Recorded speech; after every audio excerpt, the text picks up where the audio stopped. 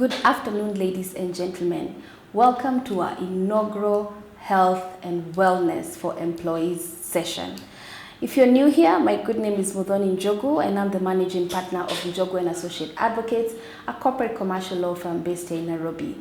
Over and above offering legal services to our clients, we have a webinar series platform where we get to engage on various matters that affect us not only as clients from a legal perspective, but also on life matters. That at the end of the day, we say the law does not operate in a vacuum. So today I'm quite happy that we have a very engaging conversation on endometriosis. Have you ever noticed that employee sometimes, a lady female employee who has not come into work on certain times of the month? Well, we want to understand what could be the cause and what can we do about it, even us who are the employers for that employee. Bottom line is, every single employer plays a very pivotal role in the employee's welfare. So enjoy yourself as we have this conversation on endometriosis. If we're able to understand some of these underlying factors, then we're able to be better employers. And also for purposes of this webinar, the question becomes as well, you as an employee, how or what are the mechanics that you can use if this is one of the conditions that you do suffer from? How can you make it better? And this is not only just for you as an employee, you could be someone's sister, someone's mother. How do we navigate this? Because those people are going to be the potential employees towards the future. So as we wait for our guest, I'm quite curious from the participants on board, why did you join in this particular webinar? We'll give Dr. a few minutes. He did indicate that he will be here shortly. He just needs to attend to something. But as we do that, allow me to just hear from you why this particular webinar was important for you. Anyone within the participants can actually just unmute yourself and tell us why was this an interest topic for you. So I'll read one comment as I wait for somebody else to just unmute themselves. So Shar says, good afternoon, thank you for this topic, as it's great to see this being covered in the corporate scene. I'm an endometriosis patient advocate, so this is great to see. Thank you so much, Shar, for your comment. And indeed, it's true that if we do not deal with the underlying issues sometimes, we might not be able to, deal with somebody from a corporate level. I'm curious, still curious. Let me hear from anyone within the participants why this particular webinar was important for you, just like it was for Shah. Kindly just feel free to unmute yourself. We can get to know one another before Dr. joins us, and we can get to the conversation of the day. Please, anyone, please do feel free to tell us why the webinar was important for you and why you have onboarded to the same. Hi, Mudhoni. It's Arti here. Yes, hi, Arti. Please proceed. I said, let me start kick it off. Hopefully someone else might join in. Sure. I'm on the same group as you are on Back to Nature, and that's where I saw this. I'm a patient advocate. I've been battling endometriosis for over 30 years, and I work hand in hand with Dr. Njagi and Dr. Yamal. So we've been doing advocacy work for a very long time. Yes. So when I saw this link on that group, it was really, really nice to see, because we advocate in schools, we advocate, everywhere where we get the opportunity to do so, and also support not just patient health perspective and support, but also the doctors and also the mental health aspect of it, because it obviously really impacts mental health. Yes. So this is great to see. So thank you so much for having this topic being hosted by yourself and obviously our amazing Dr. Njagi. True. Thank you so much, Arti. Indeed, it is true that we all need to be advocates for this. Dr. I can see you. Good afternoon. Welcome. Welcome. We were just trying to understand why participants have onboarded to the webinar, and Arti had started us off. I don't know whether I'll have time to just read the last two comments, and then I think we'll do an introduction to you. And just to say that after Daktari's session, we also have an endo warrior who's going to be sharing her story with us. I do hope, Barasa, that you're on the call, Teresa. I hope you're on the call. And then we can wind it down, question and answers at the very end. So let me just read one comment, Daktari, before you jump in and take us through. So one person is asking, is there a relationship between endometriosis and PCOS? That's why I joined, because PCOS is also very common. So Daktari will tell us the poly something, the whole acronym, what it means. Allow me to be a lawyer today. Another person says, so glad to have the opportunity to attend this. Thank you. Looking forward to learning more, especially in the Kenyan context. You'll tell us whether there's a Kenyan context or a worldwide context. So without much further ado, Dr. Joe is going to introduce himself and is going to take us through this session because we don't have a lot of time on our side. So Daktari, the floor is yours, or the Zoom floor is yours. Thank you. Wow, thank you so much, Muthoni, for the invitation and for this opportunity. And good afternoon, everybody. My goodness, where would I start? Endometriosis, I think, is part of me, and I'm part of endometriosis in a way. I'm really, really passionate about endometriosis and the energy. You can hear Artisha. I think we somehow interlink in one or the other. So having this opportunity to speak about endometriosis is really, really, really a great honor for me. Sorry, I joined in a little bit late. I was on another congress in Nigeria, and I think I lost the time. It was 11, and I forgot that there's 2 hours. So I had to finish up and wrap up the presentation for me to be able to join here. But it's a continuation of basically really talking and promoting endometriosis, because we are the voice. And if we do not reiterate the voice of endometriosis, especially for some of us who are privileged enough to have had the opportunity to manage patients with endometriosis, and I'm not exactly sure then, who would. So it just gives me such a great pleasure to, sorry, I'm just starting with, to be part of a team that is promoting endometriosis. And let me tell you, we should be very happy that these conversations are now, being realized, and we are talking about endometriosis. And I think RT and the few other endo warriors who could have joined it would say, yes, we are making progress. It might not be as fast as it should be, but yes, there's some progress that we are making. And that gives us a lot of hope, indeed. And just also to give a little bit of comfort, the problem is not only in Africa. Of course, the problem is much bigger in Africa, but it's a global problem. It's a global issue. But now there are more conversation, there's more advocacy, there's more science behind this, is more research.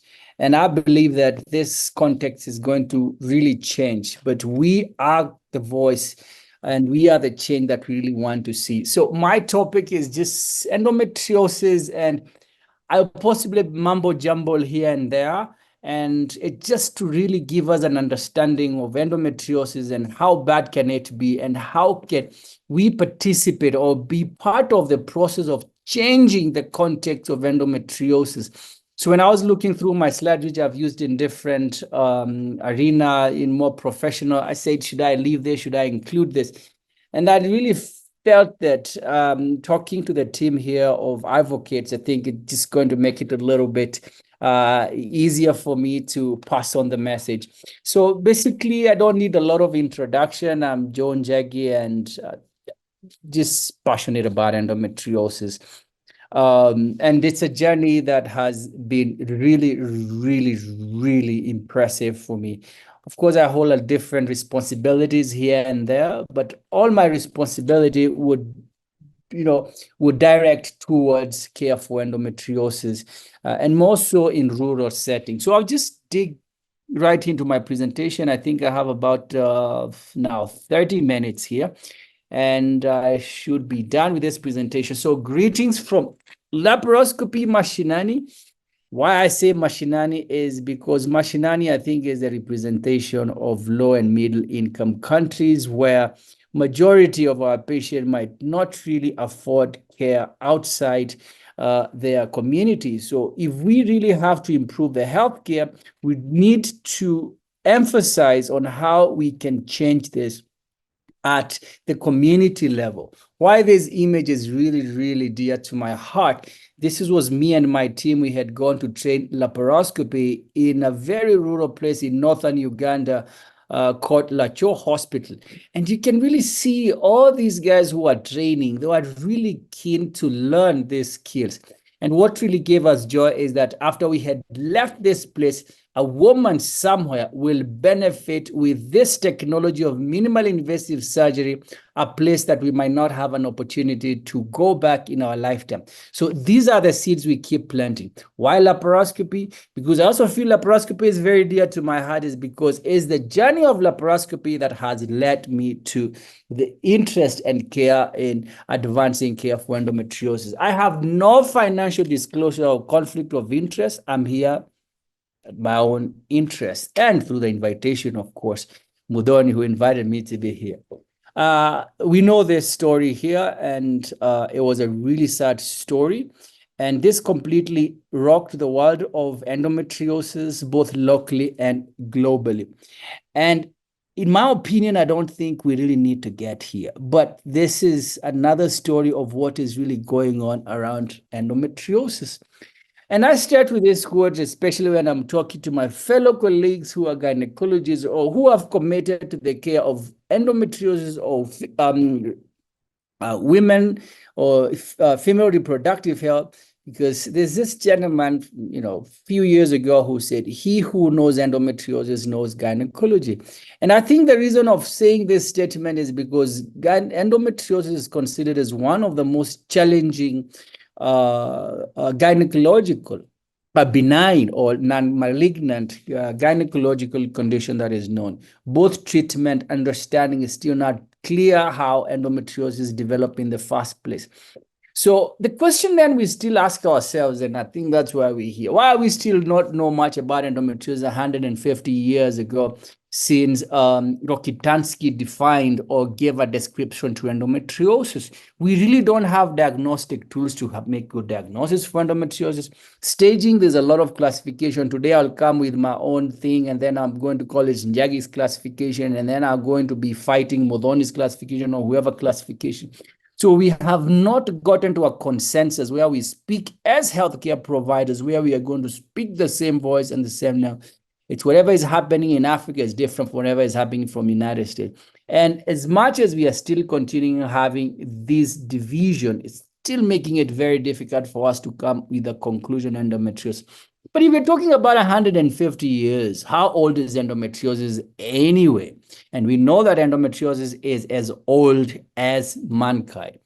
And of course, it was defined by this gentleman called Rokitansky, and this is about 150 years ago. But we know that the Egyptian had defined a condition on their papyrus, which is, I think now is in Germany. They had defined a condition so many years ago that that had to do with women having extensive pain during their menses. So if your guess is as right as mine, that possibly was endometriosis. Unfortunately, nothing was done. We really never understood. And I'll show you the last slides of my presentation, how now marginalized this condition, and especially a condition that had to do with female reproductive health, more so during their menses, became a neglected condition. So we keep saying that there are over 200 women suffering from endometriosis worldwide. Whose data is this? I don't exactly know. Well, is Africa really represented on this data? And including myself, I'm very vocal at saying, this is a disease that affects more than 200 women globally. But what is a representation of Africa in endometriosis? Do we even know much about endometriosis? Now, this is a challenge that we have, local challenges here. And I'm really giving us a little bit of background. Don't ask me why are you going with this science and research, but I really want to bring us to the real core root issue of the problem when we talk about endometriosis. Diama, who's a Kenyan, in 2007 made a publication, and this publication, if you go and look at it, it has been quoted and it has been referred numerously. And what he said is that endometriosis is rare in African community. Now, we know that is not true. And the reason why it's not true, because this was not a really well representation of African women. Because we know African women, they may present late, or they might not have the opportunity to have appropriate medical care. So this is a patient, and I was somewhere in Germany giving a talk, and one of my colleagues from Western sent me a message here and said, "Hey doc, look at this young girl. Every time she's in her menses, she's bleeding from every place. I really don't exactly know what to do. Please, you need to help me." Of course, she's been having this symptom, but see at what point she's showing up. She's actually showing up to healthcare system when it's already too late. And whatever she's showing up is still not very clear. Again, late presentation. This is a young lady. This is a young lady, I think she was about 45 years of age, who presented with extensive endometriosis. She had this really severe distension. And when we did laparoscopy, we found that she had extensive abdominal endometriosis that we could not operate. So every time she was on her menses, every tissue that inside her abdomen was menstruating, and she kept collecting blood in her tummy. So really, we didn't have much to do medical treatment. She could not really afford the high-end medication we hear on the market, like Zoladex and so on and so forth. So the much she could benefit is a little bit of draining of the blood so that we can give a little bit of comfort. And at this particular one time, we were able to drain about 6 liters of blood from her abdomen. And this was endometriosis. Unfortunately, last year, a time like this, I was outside the country attending a conference, and I got the news that she had passed on. So if you're asking, can endometriosis kill? If that's a question that is planned, which is a question that I really get a lot, yes, it's rare, but complication of delayed diagnosis can lead to fatality. So if then that's the case, and this is what we are seeing, and Njagi is saying he's seeing a lot of endometriosis, what is really the problem? The problem is that there's inadequate reporting of cases of endometriosis among African women. Now, why is the reason? Is because there's lack of awareness, which I really think this is going to be the result of this forum that we are having, and there's poor access to treatment. And treatment is both diagnostic and therapeutic. You'll hear stories about women who have hopped from one hospital to another, and they're still being told, "Oh, the pain is in your head. You'd really, get pregnant, and you're going to get better." This is all the misnomer that we have on this condition. There's limited training of this diagnosis and the condition. Can you believe when I was a postgraduate, I was never taught? There was not a single lecture that we held on endometriosis. Yes, this is a condition that literature says affects about 10% of women. And of course, for African women, this is what we have been labeled. It is our lifestyle is protected, because African women get multiple babies or multiple pregnancy, and they get many babies. They get pregnant when they are young. They are protected from getting endometriosis. So with this reason, endometriosis is not well documented. Now, another challenge here, this is a gentleman who happens to be a lecturer at Nairobi University. In 2021, he did a research, and this is what part of his research concluded. It's concluded that endometriosis was more prevalent on affluent women. So if you look at women who were employed, you can really see the prevalence of endometriosis was actually high. So that means poor women who are women of low and middle income countries, they are less likely to suffer from endometriosis. Can you believe this? So again, this was reinforced by another study by Kramer in 2002, who recorded that this higher prevalence of endometriosis is reported among affluent women. So what does that therefore mean? That endometriosis does not affect poor patients, so African would not less likely to suffer from endometriosis. I really think that's a terrible baloney. So then the conclusion was prevalence of endometriosis in Africa is not known. So the question, is it not known? Is it low? Or we who are in healthcare system, we are not doing our duty? I want to believe on the latter. So the local data, what does the local data really say? Again, I have just mentioned what the local data is stating, that there's low endometriosis and so on. And there's a lot of conflicting data on endometriosis. I was just talking to a team in West Africa on just this presentation. And this is exactly what they told us. So in Nigeria, there was a study that was done in 1979, which showed the prevalence of endometriosis was 8.2. Again, in the same country, 10 years later, another gentleman called Ozefu does a study and shows that prevalence of endometriosis is 4.3. A few years later, in 2015, another gentleman does another study and shows the prevalence of endometriosis is 48.1%. You might just sit and wonder, what were these guys really on? Because there's no way you can tell. One says prevalence of endometriosis is about 50%, another one says 4.3. There's something that is really wrong somewhere. So anyone who gets to see this study just says, don't worry about these Africans are really confused. They really don't know how to perform these studies. Now, if you go down south, you leave West Africa and go to South Africa, a study in 1989, this is what it showed, that there was more prevalence of endometriosis among white women as compared to black women. And the prevalence of endometriosis in black women was only 2%. So if it's 2%, why do we really have to care or worry about endometriosis, which I think is really a terrible belief. So of course, there are large variations, but the problem, ladies and gentlemen who are here, the problem is we do not do our research. Our healthcare system is in challenges, so we are not able to document. Now, finally, as I'm leaving this whole background, now, this was, it's like a mapping, and this mapping, it's showing what we call in-depth density equalizing mapping analysis. So what is this mapping was showing? This mapping was showing how much data is being generated in each continent.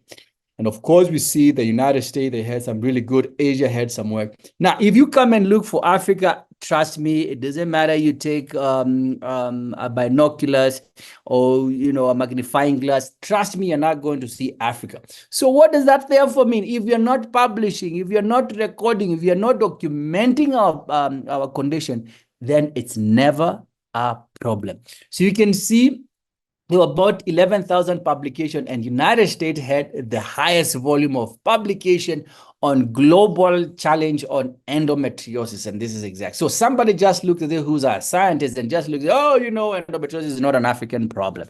So that means if there's going to be any grants on endometriosis, they are not going to be sent to Africa. So for us, we are going to get grants for malaria, HIV, and so on and so forth. Other conditions are going to be neglected. And of course, this is another publication that was in 2019.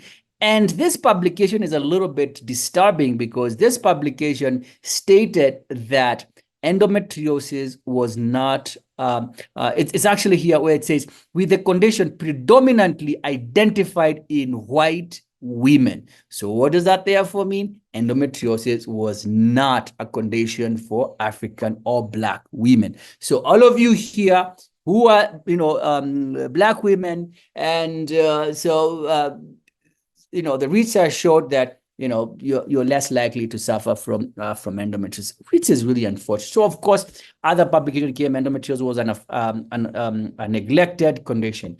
And I think I need to really, so this is a publication that we published a couple years ago, and we are still trying again to tell the scientific world, hey, you guys, endometriosis is there among African women. The challenge is that our infrastructure, we are not doing research. And I was really very happy to be part of this publication. So what we therefore need to do, we need to have research progress. Because if it's not documented, and you lawyers know this better than I do, it wasn't done. So if there's no documentation of endometriosis, and it does not exist. Just because Dr. Njagi sits here and he's seeing patient for endometriosis does not justify it's a problem.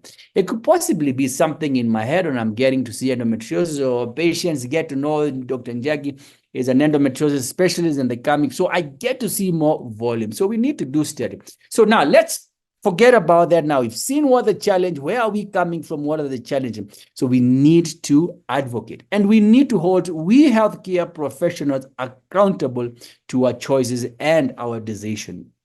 Now let's get into it and let's talk about endometriosis. So here we just define what endometriosis, and I'm going to go a few videos here, and then I'm just going to open a session for question and answers for clarity. Some of these images might be a little bit disturbing, but hey, this is what we get to see.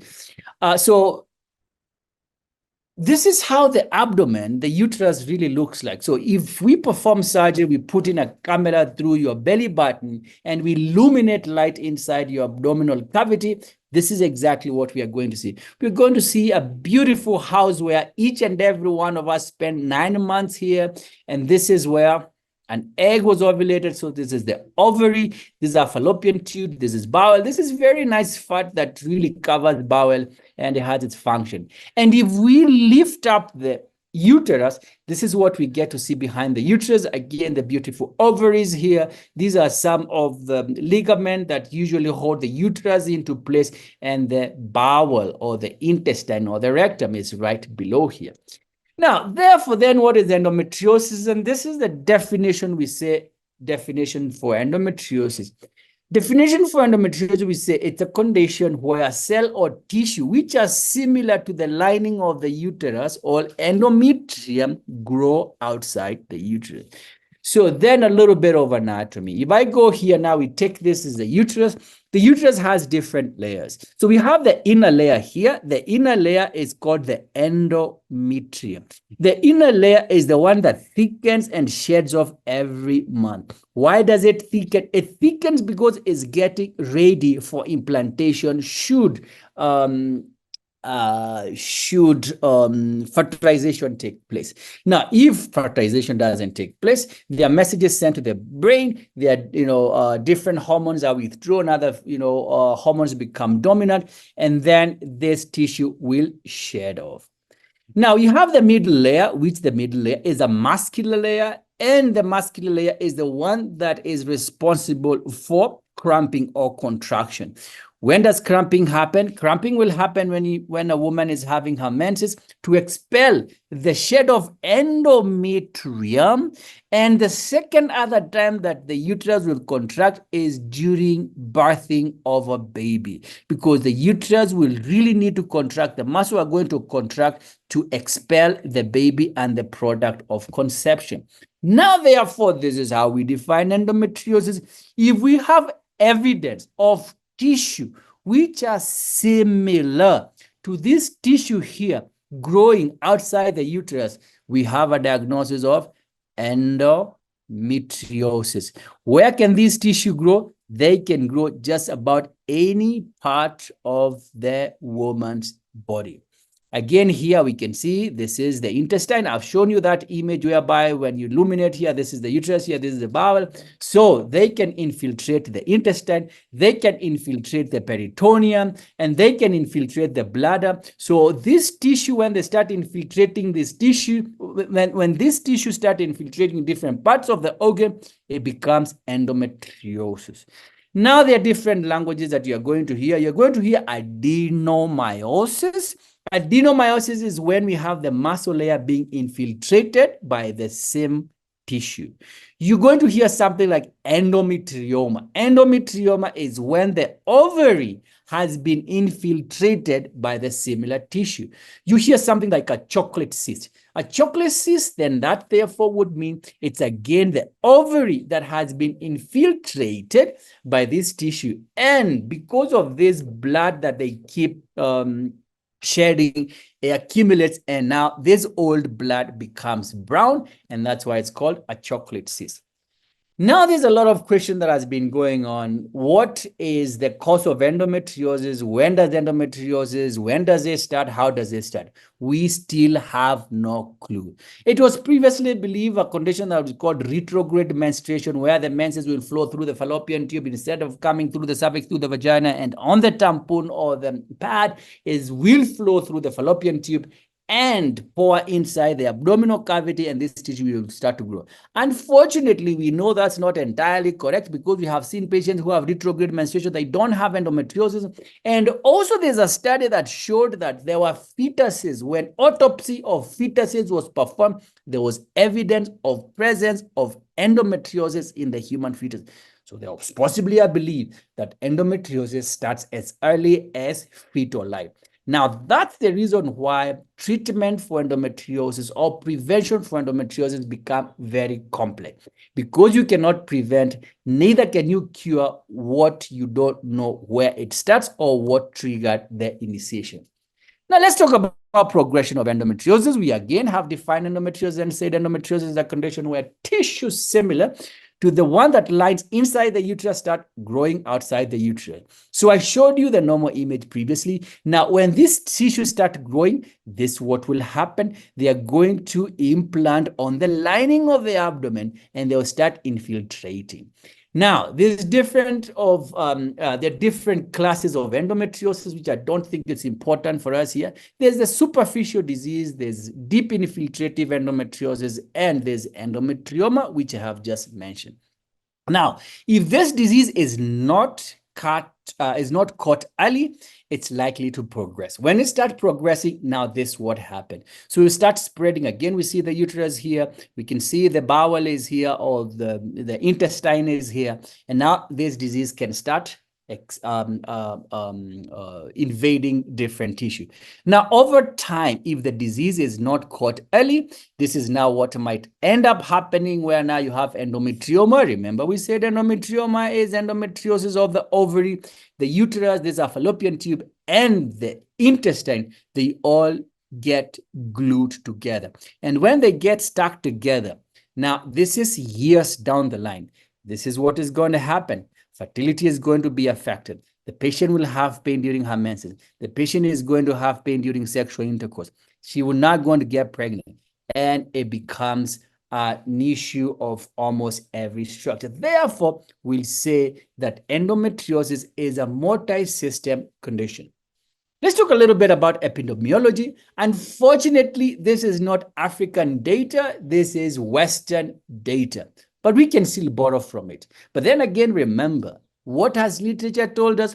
Endometriosis is not an African condition. Well, it's fine. Let's say it's not an African condition. Let's borrow data from the whites, because we've always been borrowing everything from the white, and that's totally fine, not a problem.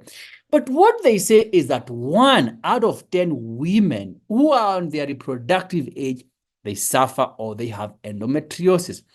Now, unfortunately, irrespective of this being so prevalent, whereby endometriosis is 3 times the number of diabetes, can you imagine we still don't know endometriosis?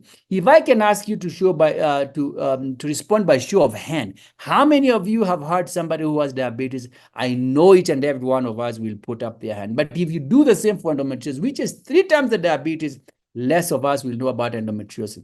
We also know that 30 to 40% of patients with endometriosis are likely to suffer from infertility. Well, I'm not going to go into the cost. So now, what are some of the symptoms for endometriosis? The symptoms for endometriosis could include, but not limited to, pain during menses, heavy periods, fatigue because of this chronic inflammation that is going, and of course, patients are presenting with depression. Can you imagine you've been having this pain and then you come to Dr. Njagi, who is a well-qualified or whatever, and then he tells you, no, there's no problem, you're fine. It's just sitting in your head. Just get pregnant. Once you get pregnant, it's going to go. And this is a 23-year-old. What else? Right now, your main concern is advancing in your career. Of course, depression is kicking in, and this is where patients are getting frustrated, and most of them are ending up committing suicide. I had a patient who came to my office and told me, Dr. Njagi, I'm looking you in the eye. If I'm not going to get solution here, I am going to commit suicide. And of course, you really have to take that very seriously. With endometriosis, we said painful sexual intercourse, infertility, and bowel symptoms, which include constipation, diarrhea, and pain while passing stool. Now, pain has been thought to be the determining factor or the symptom that can really determine endometriosis. Now, remember, I have shown us just a second. Give me a charge. I need to plug in my device here because it's actually the charger is in my bag behind. So again, endometriosis and pain. So most of us are saying, oh, your pain is not too bad, so you might not be having advanced disease. Well, we know that is actually not correct. Why do we know that? It's because we know that there's no, just 1 second here. There's no correlation between endometriosis and pain. So for instance, well, I know we don't really do the staging because this is not malignancy, but if you say advanced, so this is mild disease and this severe disease, when it comes to pelvic pain, you really see there's no much deviation in terms of pelvic pain for patients who have mild disease and those who have severe disease. Look at pain during their menstrual period. You'd actually be surprised to find that patients who have moderate to severe disease are less pain during their menses compared to patients who has less severe disease. And that's the reason why we are seeing teenagers, when they are starting to have their menses and they're having endometriosis, their symptoms are really, really excruciating.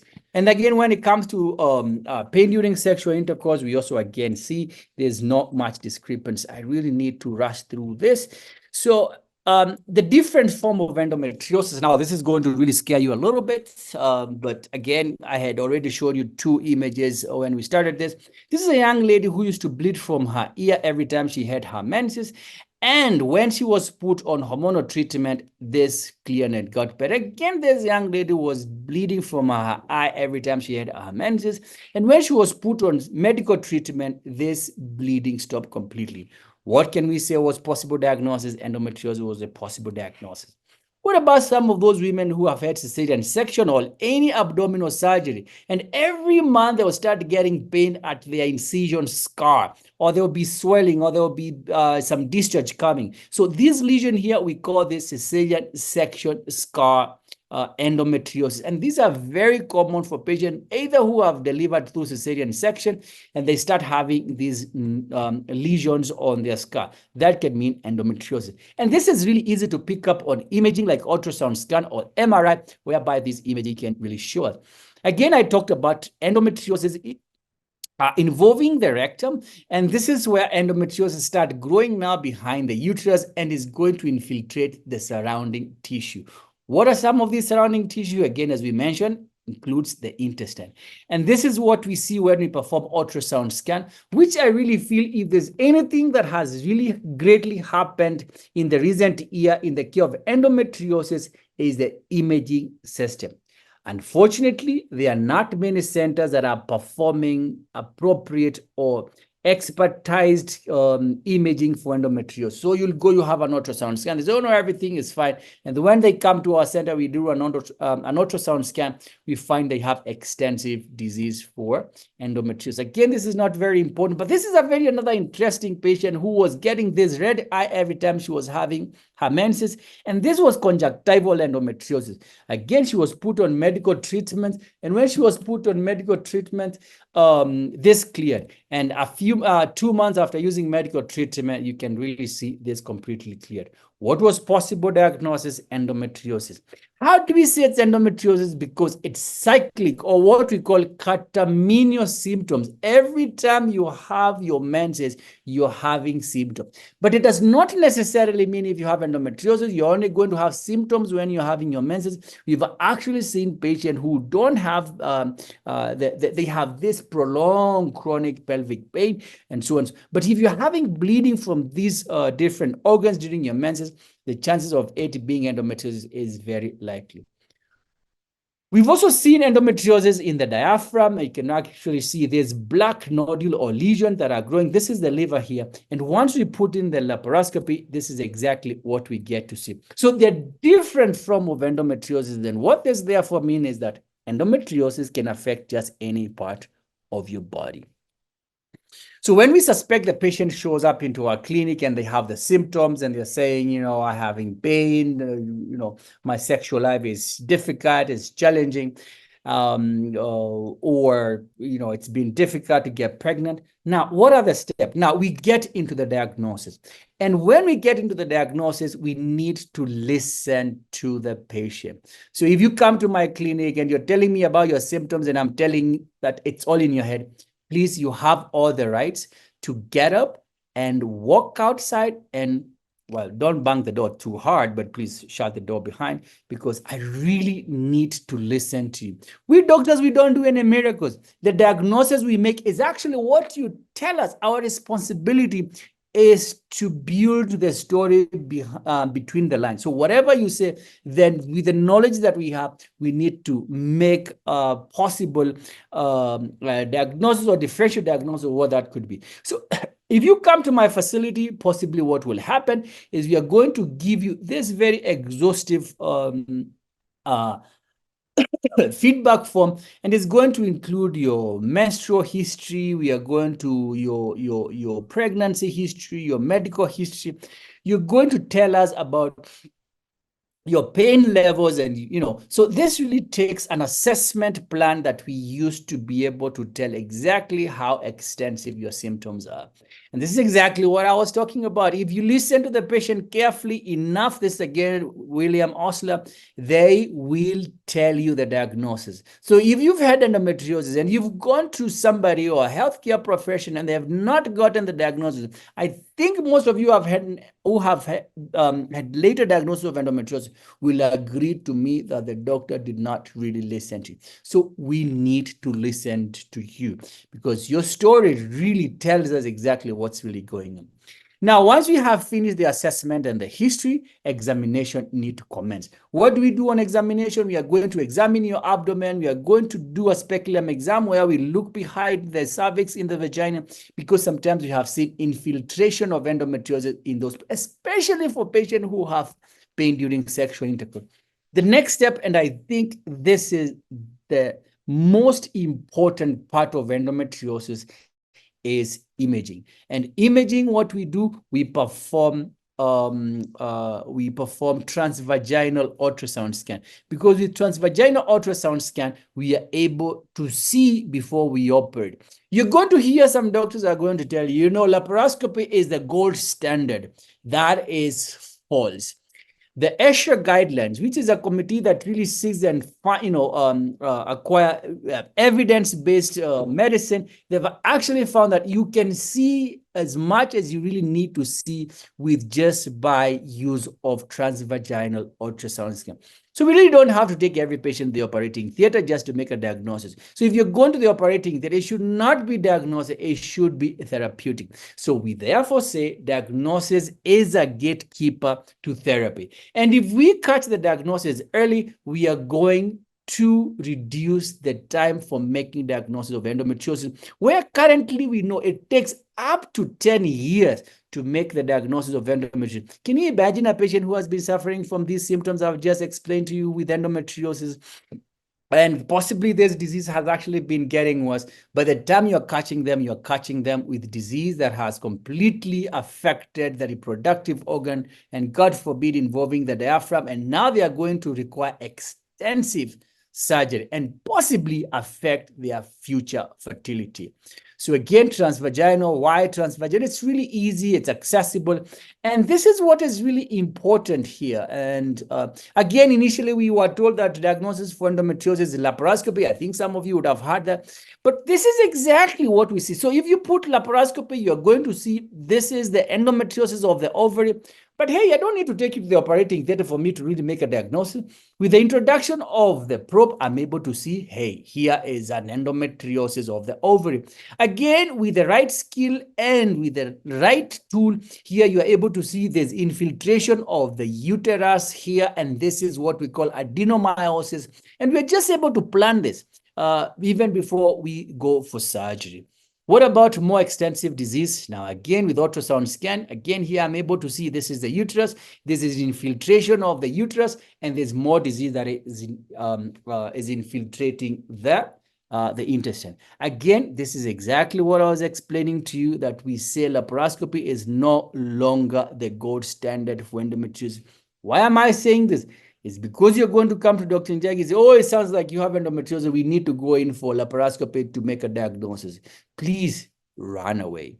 So again, this is really not important, but let me just show you what we get to see. So this is a probe that we are introducing through the vagina. You might not really have really medical background, but just for demonstration issue, in less than a minute, I'm able to see and tell that this black tissue here that I'm seeing here, this is, oh, come on. This black tissue I'm seeing here, I know this is endometriosis of the bowel. Not only do I know this endometriosis of the bowel, I see the uterus here, and I see the bowel or intestine is stuck to the uterus. So when I start having this conversation with the patient, I'll really be able to say, do you have symptom, constipation, bloating, bleeding from your anus when you're passing stool? If then that's the case, you are likely to have surgery for the bowel, which might include resection of the bowel. Again, with ultrasound scan, see what we get to see. This is a patient we saw, I think, not long ago. It's, I think, early this year. And we did a kidney ultrasound. This is the right kidney, and this is the left kidney. You really don't have to be a doctor to really see. You can really see there's this whitish lines, this whitish appearance here with little black here. And you can see there's more black here. Do you know exactly what this means? This means that this kidney has has urine that is is being retained in the kidney, or what we call hydronephrosis. So this, for me, it tells me that there's obstruction on the urinary system from the kidney to the bladder. And this can communicate to me that this patient, if you do not address their issue early enough, they are likely to lose that kidney. And then we end up getting something we call silent kidney. These are kidneys that are dying for patients who have endometriosis because of obstruction and delay. This, again, is not important. Now, what other form of endometriosis? Again, this is a fallopian tube here. We can see there's black tissues here. These tissues are indicative of endometriosis of the fallopian tube, indicating that fertility is significantly affected. Of course, this is ovarian endometriosis. Remember, I talked about chocolate cysts, and this is both ovaries have been affected. Definitely, fertility is significantly affected here. This image I had shown, this is adenomyosis. If you look at the uterus from the first image I showed you, this is inside the cavity. This is where the baby grows. And when the baby is growing in here. Now, can you imagine if the uterus is this much infiltrated by endometriosis? Definitely this woman is less likely to carry a pregnancy. So adenomyosis is very, very harmful to fertility, not to mention other symptoms like bleeding and heavy menses. I think I'm almost running out of my time. So now if we have now endometriosis, we've talked about making diagnosis, you've met the right guy, by luck, you've had a consultation with Dr. Njagi, he's nailed it, and he said you have endometriosis, adenomyosis, or endometrioma. What are the treatment options? So treatment option, we say there's medical treatment, there's surgical treatment. Does that mean every patient who have endometriosis need to undergo surgery? The answer is no. Does it mean that every patient who has endometriosis will benefit from medical treatment? There are those who might benefit from medical treatment. There are those who might not benefit from medical treatment. So what does that therefore mean? It means that the treatment should not be treatment for endometriosis. It should be patient-tailored treatment. What are the patient's symptoms? What does the patient want? What is their fertility plan? All those factors should be considered before we embark on treatment. What is the age of the patient? What many surgeries have they had before? So all these are very important factors. And that's why I only have one slide for treatment of endometriosis. I have to make a disclaimer though.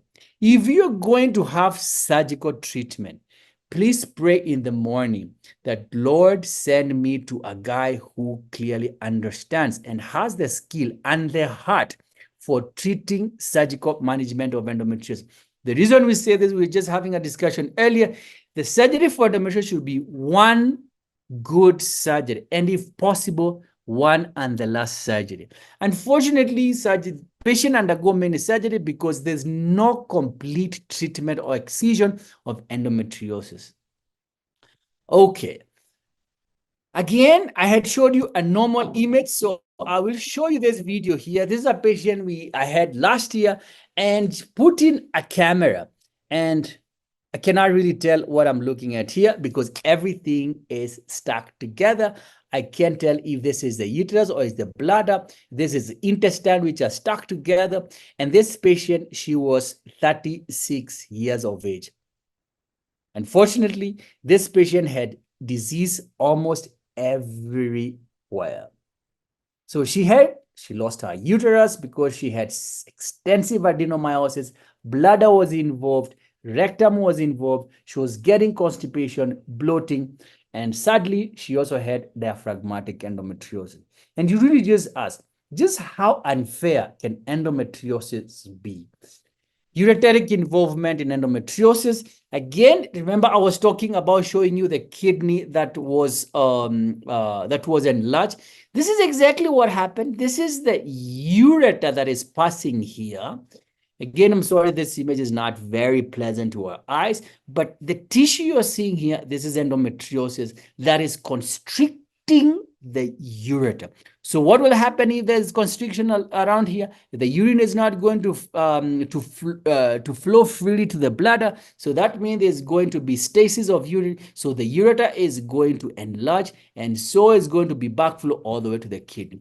Again, after good surgery, releasing this, now you can see how thick this compared to here. But over time, with good surgery, then most likely this kidney is going to survive. Remember, I was telling you during examination, you need to do a speculum exam. This is inside the vagina, and you can see this bluish nodule here. This is endometriosis of the vagina. Unfortunately, this is a patient who had the uterus removed, and when they had the uterus removed, they left the disease behind. So every time this patient was having sexual intercourse, she was having excruciating pain. So because the husband was not getting, satisfaction, then had to maybe marry another woman. This is not important. This is bladder endometriosis. This is inside the bladder. You can see sometimes you have this disease infiltrating through the entire thickness of the bladder wall. And you can imagine every time this patient has a full bladder, they're having this chronic excruciating pain. This is surgical procedure. This is really not for you, so let's pass this. Again, I showed you sometimes when we perform surgery, I do ultrasound scan. This is a surgery I think we had a couple months ago. This here, this really does not need a doctor to really interpret. It's just simple here. You can see this black line here. This is thicker than this, but it requires the right eye. So what does that therefore mean? I know the muscular layer of the rectum, and here it's thick. If it's thick, it has been infiltrated by endometriosis. So before surgery, I need to explain to the patient the reason why you are having constipation, you're having a bloody stool, is because you're having endometriosis in your rectum, and we need to go cut this part, and join it. And exactly, see, the same image here is the same image you see here. So again, this is the muscular layer. Actually, ideally, the muscular layer should be this thin, but you can see how thick it is because there's infiltration of endometriosis. This is bad. Sometimes our surgeries are very aggressive. You can see this is a long length of bowel that has been cut out because it has been infiltrated by endometriosis. These are different parts of endometriosis, the ileum, rectum, and other parts of the bowel. So sometimes you have extensive disease. And I think I really need to finish this. Now, what if patient comes and say, thank you so much, Dr. Njagi. It was good consultation, and thank you for showing me this thing, but I'm just not ready for surgery. It's fine. Then the conversation will go. Then we need to rule out malignancy. We need to rule out cancer. If we rule out cancer, then that's okay. There are symptoms that could be bearable. There are patients who are trying concussions, which sometimes they come and I had this concussion from Tanzania. Man, it's working miracles. But then I said, okay, fine, let me just go in and look at, totally trust you. So we go to an ultrasound scan and you still the bowel nodule is still there. It's only the symptoms have gotten better. So it does not really necessarily mean the patient has does not have symptoms, they need to have surgery. At what point do we recommend surgery when patients don't have symptoms? If we have a silent kidney or like kidney that I've showed you, then you really need to tell the patient, I know you're not having symptoms, but trust me, this kidney is going to die. And once this kidney dies, then your life will be in danger. Then why do we say endometriosis is a disease without a lobby? Because again, nobody cares. I really don't want to say nobody cares. You come to a gynecologist, we know it takes a lot of time. It's really extensive, exhausting training. If I tell you, ladies and gentlemen, how many trainings I've had to really get to the level some of us have been able to get, it has been a huge, crazy investment and sacrifice. up to a point where, just my wife had to tell me that you really need to decide if it's going to be endometriosis or it's going to be family. So those are some of the sacrifices. Then I had to tell her, okay, fine, no problem. Every time I go for a mission, then, okay, tag along. And then she started enjoying endometriosis. And little did I know, a few years later, she's going to tell me we need to start giving this awareness of endometriosis. And she start every Sunday we'll go to high school and giving talks on endometriosis. So it became a family affair. What about family physician? Most of us, again, as I mentioned, we were never taught about endometriosis, so we know very little about endometriosis. So it becomes a disease where nobody takes ownership. But now if you look at the challenges of endometriosis, is everything that I've really talked about since I started my conversation. There's lack of awareness and education. There's limited access to specialized healthcare. How many committed, dedicated endometriosis centers are in this country? Well, that's a homework. Go and look it up. So again, delayed diagnosis, because we really don't know how to make diagnosis, because there are no dedicated healthcare centers for endometriosis. Stigma and cultural taboo. Who do you talk to issues to do with menses? Well, your mom, you talk to your mom, say, yo, don't tell me about it. I also had period pain when I was a young girl, and now I got pregnant, things are better. So what do? That you dismiss the young girl's symptoms. If she cannot talk to you as a mother, who else is she going to? She's not going to talk to nobody else. Until she's old enough, she's empowered, and she says, you know what? My mom was not really right. And by the time she comes to me, then you're finding she has extensive endometriosis. Data we talked about, availability of diagnostic tools, there are very few. There are about only 2 or 3 centers that can perform dedicated diagnosis for endometriosis.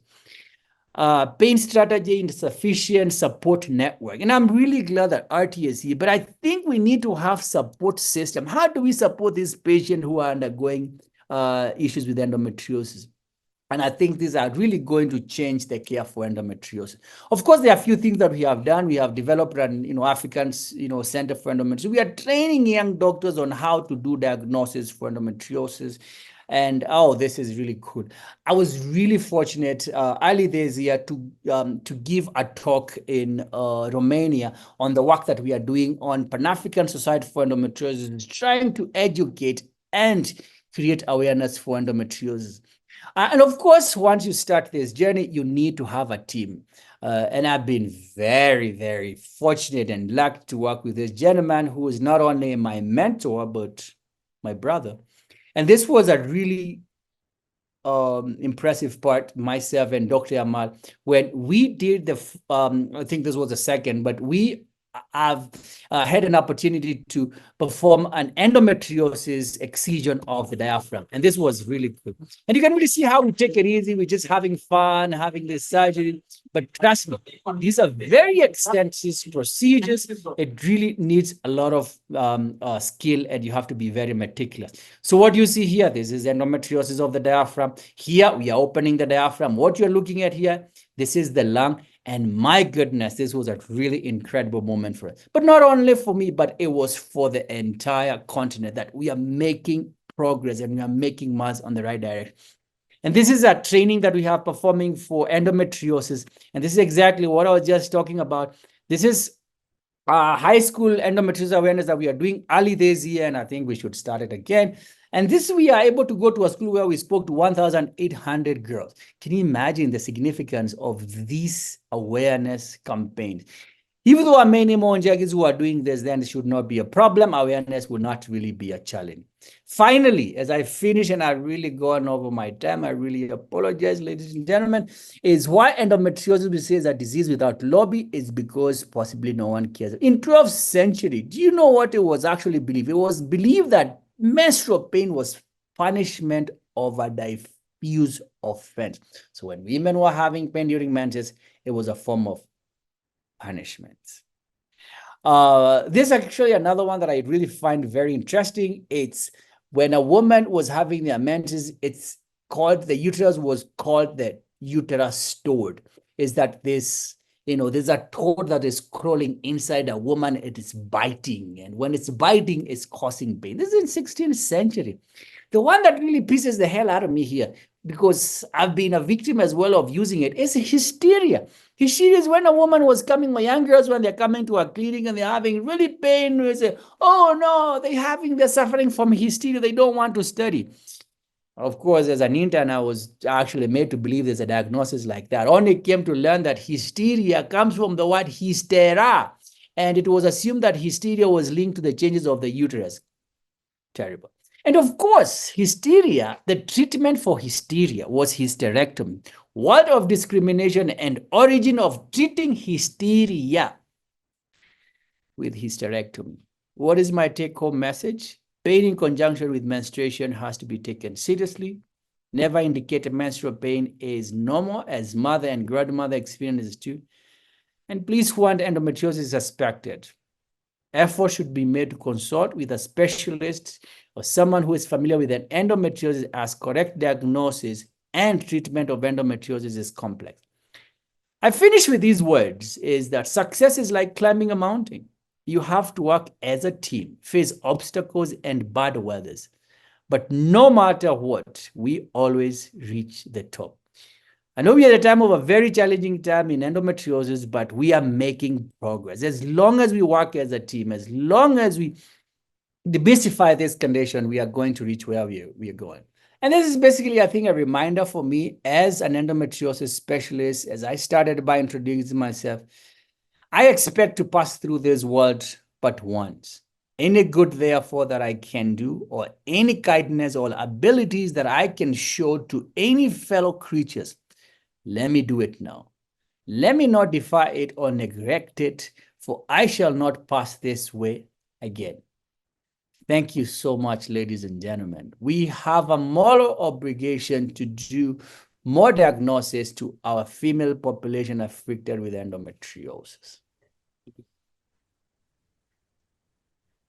I don't know whether there's anything I can actually add from that, Daktari. That was quite an insightful conversation and presentation. I'm happy that the marriage was saved and that you're still married and that you have another warrior beside you, an individual warrior beside you. Again, for purposes of time, I'll allow the participants to ask their questions. I think there was some that I witnessed in the chat session. Let me start with, I think, Mary Mumbua's question. I have a 14-year-old who started her menses at the age of 9 and have been experiencing very irregular, painful periods. Can this be a sign of endometriosis? And how is the condition? I think not dragonize. I think must be how do you get to know whether you have the condition. I know that you had really touched about it in your presentation, but maybe you can do a summation as I also look through the rest of the questions. Well, I think just to answer the question is just simple. Yes, it can be endometriosis. So if the question is what should be done, I would recommend seeing an endometriosis specialist. And a few things we do ultrasound scan. And there's a question that is asked, what if you're doing transvaginal ultrasound scan and this is a woman who has not had virginity, it's an issue. So we perform transrectal ultrasound scan. But in most cases, especially for these patients who have early disease or younger patients, it does not always mean that we are going to catch endometriosis.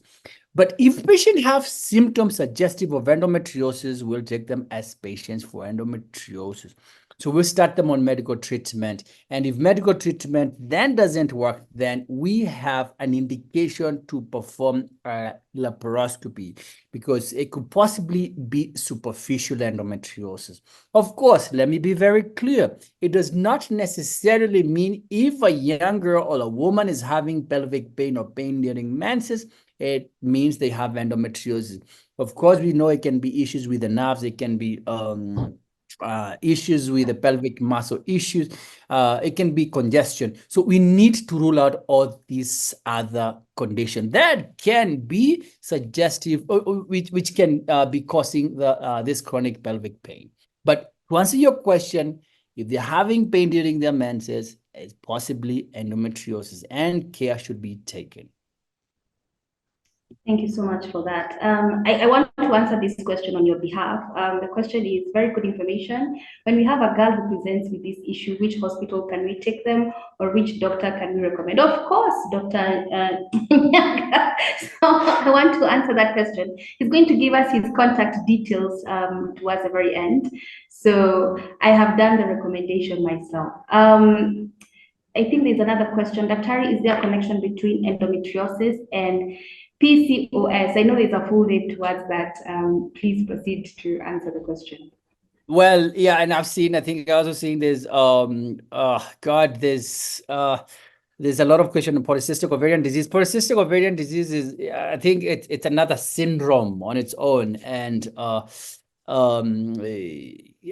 there's really no relationship between endometriosis and polycystic ovarian disease. But we have seen in a situation whereby both can coexist.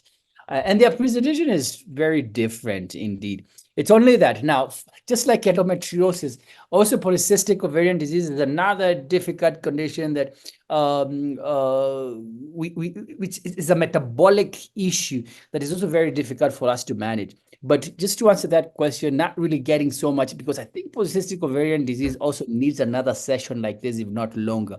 There's no relationship between endometriosis and polycystic ovarian disease.